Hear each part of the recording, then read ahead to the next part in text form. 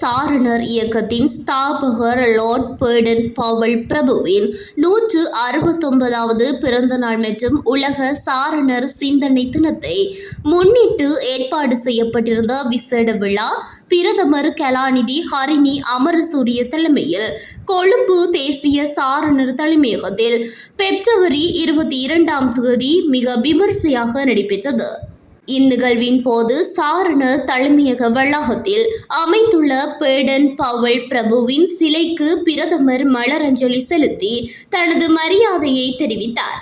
அதனைத் தொடர்ந்து அங்கு உரையாற்றிய பிரதமர், சாரணர் இயக்கம் என்பது வெறும் பதவிகளை வகிப்பதல்ல, அது தயார் நிலையில் இருப்பதற்கும் பிறருக்கு உதவுவதற்கும் சேவை செய்வதற்கும் கிடைக்கப்பெறும் ஒரு உன்னதமான பயிற்சியாகும் என தெரிவித்தார்.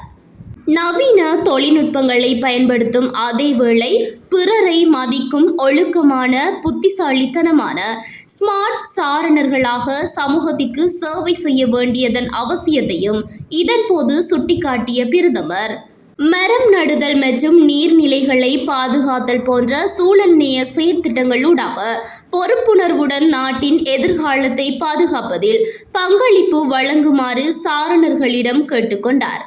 இவ்விழாவில் சாரணர் டிஜிட்டல் மயமாக்கல் திட்டத்தின் கீழ் சில மாவட்டங்களுக்கு அடையாள ரீதியாக மடிக்கணினிகள் மற்றும் முதலுதவி பெட்டிகள் ஆகியன வழங்கி வைக்கப்பட்டன. அத்துடன் இலங்கை சாரணர் சங்கத்தின் பிரதம சாரணர் ஆணையாளர் சட்டத்தரணி மனோஜ் நாணயக்கார அவர்களினால் பிரதமருக்கு விசேட சாரணர் முத்திரை தொகுப்பும் நினைவு உரையும் வழங்கி கௌரவிக்கப்பட்டது.